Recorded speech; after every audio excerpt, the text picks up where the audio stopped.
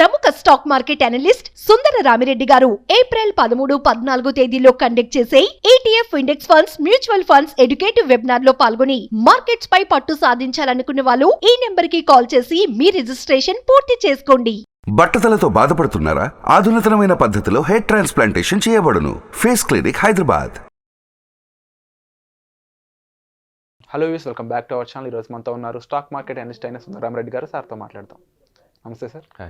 Sir, 2020 దగ్గర నుంచి చూసుకున్నట్లయితే ముఖ్యంగా ఆప్షన్ ట్రేడింగ్లో ఎఫ్ఐఏ అలాగే డిఐ వీళ్ళు ఎవరైతే ఉన్నారో 30% నుంచి ఆల్మోస్ట్ 9.9% పడిపోతూ ఉన్నారు. ఇంకా మరో పక్క చూసుకుంటే రీటైలర్ వాళ్ళు మాత్రం పెరుగుతూ పోతున్నారు. దీనికి గల కారణం, దీని వెనకాల ఉన్న సీక్రెట్స్ ఏమైనా తెలుసుకునే అవకాశం ఉందా? డెఫినెట్గా అండి. 2020 తర్వాత ఏం జరిగిందంటే ఎన్ఎస్సి వాళ్ళు నోటిఫై చేశారండి. అప్ టు 500 crores వరకే నెగెటివ్ పొజిషన్ తీసుకోవచ్చు ఎవరైనా సరే. అంటే 500 crores అంటే రఫ్గా 5000 నిఫ్టీ లాట్స్ వరకు తీసుకోవచ్చు. అంతకు మించి తీసుకోవాలంటే ఓన్లీ హెడ్జింగ్ పర్పస్ కోసం మాత్రం తీసుకోవాలి. హెడ్జింగ్లకు సంబంధం లేకుండా నువ్వు తీసుకోవడం కుదరదు అనమాట. అట్లా ఇన్స్టిట్యూషనల్కి రిస్ట్రిక్ట్ చేశారు సెబీ వాళ్ళు. దాంతో 2020 తర్వాత అంటే 2021 నుంచి ఇంకా ఫారిన్ ఇన్స్టిట్యూషనల్ ఇన్వెస్టర్ కావచ్చు, లేదా డిఐఎస్ కావచ్చు, అంటే పోర్ట్ఫోలియో మేనేజర్స్ వీళ్ళందరూ కూడా కంప్లీట్గా డ్రాప్ అయ్యారు. అంతకుముందు 30% వాళ్ళు వాటా ఉండేది ఆప్షన్ ట్రేడింగ్లో. ఇప్పుడు అది 9.9కి వచ్చేసింది. అంటే ఎఫ్ఐఎస్ కావచ్చు, డిఏఎస్ కావచ్చు, పోర్ట్ఫోలియో ఇన్వెస్టర్స్ కావచ్చు, వీళ్ళు ఎవ్వరు కూడా ఆప్షన్ మార్కెట్ లేరండి. 9.9 అందరి కంబైన్డ్ వాటా కూడా. ఒకప్పుడు 30% దాకా ఉండేది వాళ్ళది. కార్పొరేట్ దగ్గర నుంచి ఫారెన్ ఇన్వెస్టర్స్, కార్పొరేట్ వాళ్ళ దగ్గర నుంచి ఎఫ్ఐఎస్, డిఐఎస్ మొత్తం కూడా. ఎందుకు డ్రాప్ అయిందంటే మీరు 500 కోట్ల వరకు తీసుకోవచ్చు పొజిషన్స్. మనలాగా అన్లిమిటెడ్ తీసుకోలేరు వాళ్ళు. Okay okay. మీకు పొజిషన్స్ ఏమైనా ఉంటే హెడ్జింగ్ కోసం తీసుకోవచ్చు. మీ దగ్గర హెడ్జింగ్ కోసం కాదనుకోండి, తీసుకోవడానికి వీల్లేదు. అట్లా వాళ్ళు రిస్ట్రిక్ట్ చేశారు 500 crores దాటి పెట్టకూడదు అని చెప్పేసి. దాంతో వాళ్ళు ఆగిపోయారు. అదే టైంలో రిటైలర్స్కి గ్రీడీ ఎక్కువ ఉండి వీళ్ళు ఎక్కువ తీసుకుంటున్నారు పొజిషన్స్.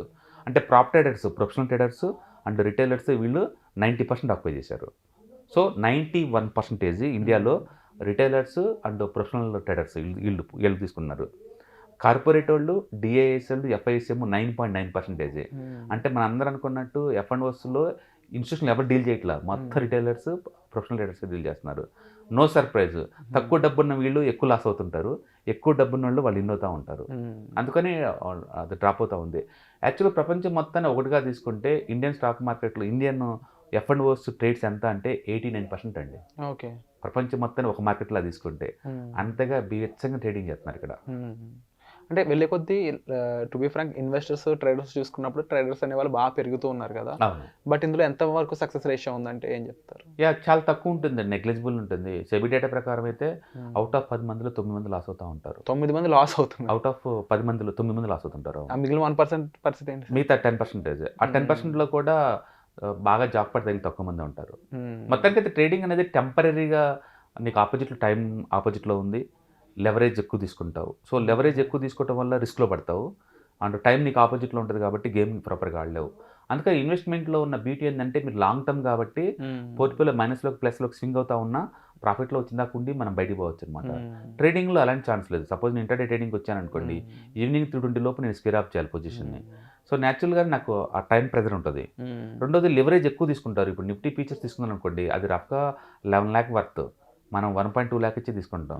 సో న్యాచురల్గా ఎక్కువ లివరేజ్ కాబట్టి రిస్క్ ఎక్కువ ఉంటుంది. కాబట్టి లివరేజ్ ఎక్కువ తీసుకోవటం ఒక రీజను, టైం ప్రెజర్ ఉంటే రెండో రీజన్స్. ఈ 2 రీజన్స్ వల్ల ఆ ట్రేడర్స్ ఎక్కువ మంది లాస్ అవుతూ ఉంటారు. బట్ ఇన్వెస్టర్స్కి అలా కాదు, లాంగ్ టర్మ్ పాయింట్ ఆఫ్లో కాబట్టి టైం వాళ్ళ కలిగి ఉందన్నమాట. సో న్యాచురల్గా లివరేజ్ లేదు అండ్ టైం వాళ్ళు బెట్ కాయట్లేదు కాబట్టి న్యాచురల్గా సక్సెస్ పర్సెంటేజ్ ఎక్కువ ఉంటుంది. బట్ అన్ఫార్చునేట్లీ ఎక్కువ మంది ఏంటంటే ప్రాపర్గా ట్రైన్ అవ్వకుండా హార్డ్ కోర్ ఏరియాలకు వచ్చేసి లాస్ అవుతూ ఉన్నారు. అట్లా సెబీ డేటా ప్రకారం అవుట్ ఆఫ్ 10 మందిలో 9 మంది they are losing the game అనమాట. అంటే పర్టికులర్ ఈ ఆప్షన్ మార్కెట్లో అయితే ఇక దారుణమైన లాస్లు ఉంటాయి వాళ్ళకి. సో రియల్టర్స్ పరిస్థితి ఏంటంటారు ఇందులో? ఇలాంటి వాటిలో ముఖ్యంగా రిటైలర్స్ కూడా అదే మొత్తం డేటా అదే చెప్తుంది. రిటైలర్సే లాస్ అవుతున్నారు దీంట్లో. ఎందుకంటే ఒరిజినల్ డబ్బు ఉన్న ఎఫ్ఐఎస్, డిఐఎస్, కార్పొరేట్ ఏం చేయట్లేదు. అక్కడ 9% ఉంది ఓవరాల్గా వాల్యూమ్లో. ఓకే.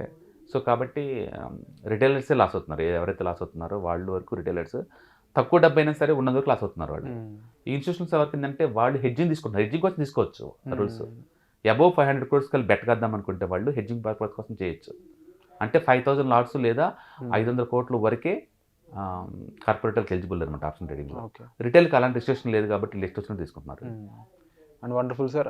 ఎందుకంటే ముఖ్యంగా వీటి ఇద్దరు పరిస్థితి క్లియర్గా ఎక్స్ప్లెయిన్ చేసినందుకు and thank you so much for the information. So upcoming workshop participate చేయాలనుకున్నట్లయితే మీరు డిస్ప్లే అవుతున్న నెంబర్స్ కాల్ చేసి ఇన్ఫర్మేషన్ తీసుకోవచ్చు. Thank you so much. ప్రముఖ stock market analyst Sundara Ramireddy గారు ఏప్రిల్ 13, 14 తేదీల్లో కండక్ట్ చేసే ETF index funds, mutual funds educative webinar లో పాల్గొని మార్కెట్స్ పై పట్టు సాధించాలనుకునే వాళ్ళు ఈ నెంబర్ కి కాల్ చేసి మీ రిజిస్ట్రేషన్ పూర్తి చేసుకోండి. సుమన్ టీవీలో మీ పర్సనల్ అండ్ బిజినెస్ ప్రమోషన్స్ కోసం కింది నెంబర్ కి కాంటాక్ట్ చేయండి.